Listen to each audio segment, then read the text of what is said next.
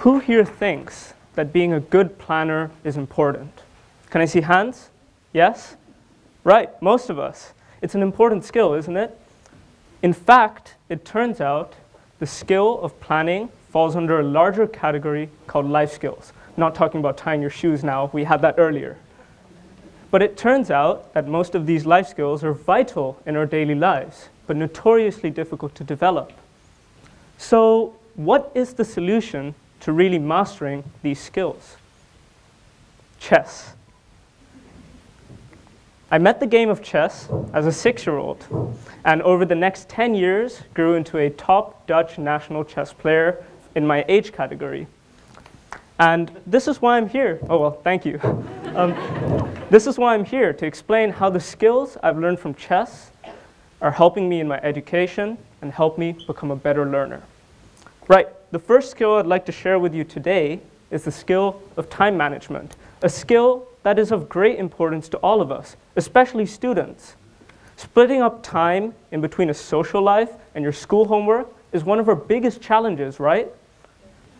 Well, let me explain how chess has helped me here.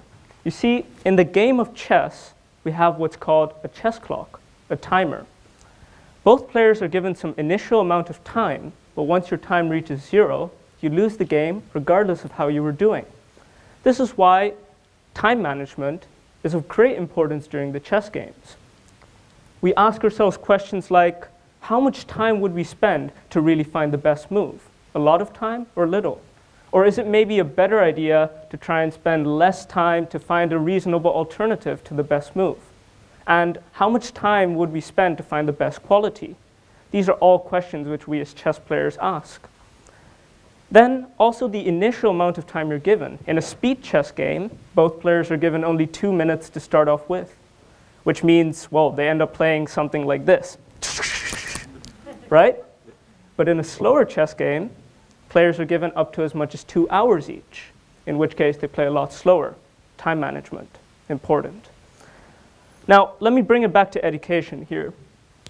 Say you as a student are given math homework and French homework, and you're given 20 minutes to complete both. What would the quality of your work be?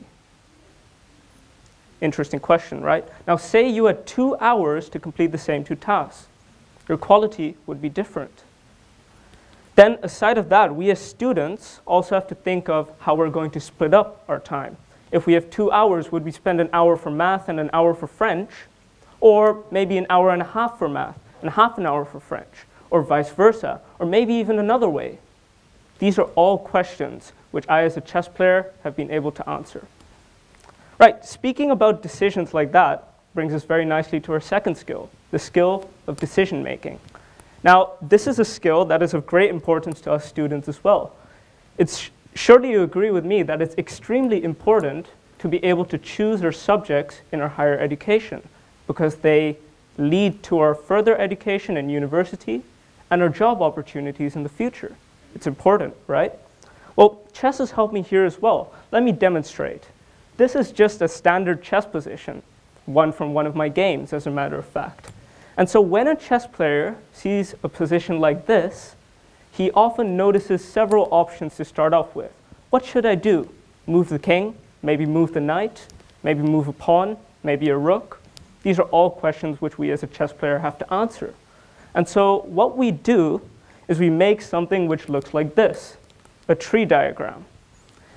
Now, each of these arrows represents what we in chess call a variation, a different move order. And so what we do, we analyze all the possibilities we have, look at them one by one, and then make the best decision. Decision making. Doesn't this sound very much like the way we choose our school subjects? We lay out all our options in front of us, math, physics, history, English, Dutch, and then we choose the one which seems like the best. Right, another thing I'd like to share with you goes hand in hand with this decision-making skill is called the process of elimination. You may have heard of it. Well, we as chess players often while analyzing notice that a certain move will definitely lose. So why would you play it if you're going to lose the game anyway? So what we do is we put this big red cross, as you can see over here, through those variations. We remove them from our tree. And what does that do? That limits our options allows us to make a decision which has a higher chance of being correct, and so fewer mistakes. I encourage all of you to do this as well. Use the decision-making tree. Use the tree diagram. Use the process of elimination. It really helps. Right, third and final skill, risk-taking. A skill that is really important to all of us too. In fact, let me lay out a scenario here. Say you as a student are given some guidelines by your teacher for a homework task, right?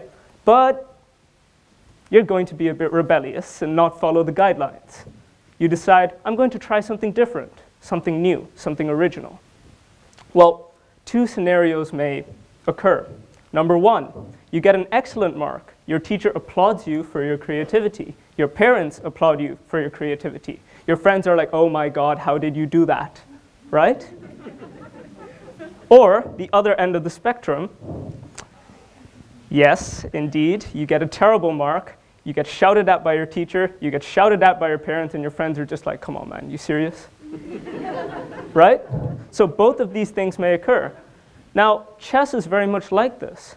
We take risks as well in chess, and they lead to often incredible wins, satisfying victories, hard-worked victories, and other times they lead to catastrophic losses. See, in the game of chess, the types of risks we take are trading one advantage for another advantage. Sometimes we're willing to spend a lot of time in order to find the best move.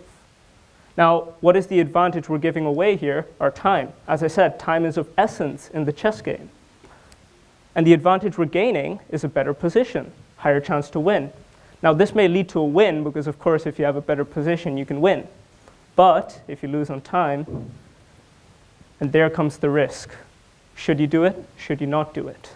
Now, I encourage all of you to take risks. Make sure they're calculated risks, though, not reckless risks, because that's just stupid. Right? Take calculated risks. They really pay off. Let me give an example from my life. There was a subject in which, for one task, I decided not to follow the guidelines. Try something new, try something different. And as you can guess, it did not go that well. I got a terrible mark. But for 4 other tasks in the same subject, I took a risk, a calculated risk, of course, and I got an excellent mark. 4 versus 1. Good deal, isn't it? So the more risks you take, the greater your chance of these risks paying off, of you getting successful results, of you doing well in your education. I encourage all of you to take risks like these, calculated risks. They really pay off. Now, these 3 are just 3 of several skills. In fact, the ones right behind me are several more which chess all teaches. So chess really is a solution to mastering life skills. And in fact, chess even has several advantages over other sports. It's inexpensive. I mean, how much does a chessboard cost? My English teacher bought me one for 25 cents. Yeah? And it's portable. It can be played anywhere. You can take it with you. You have those mini portable magnetic ones. And aside of that, it's universal. Anyone can play it.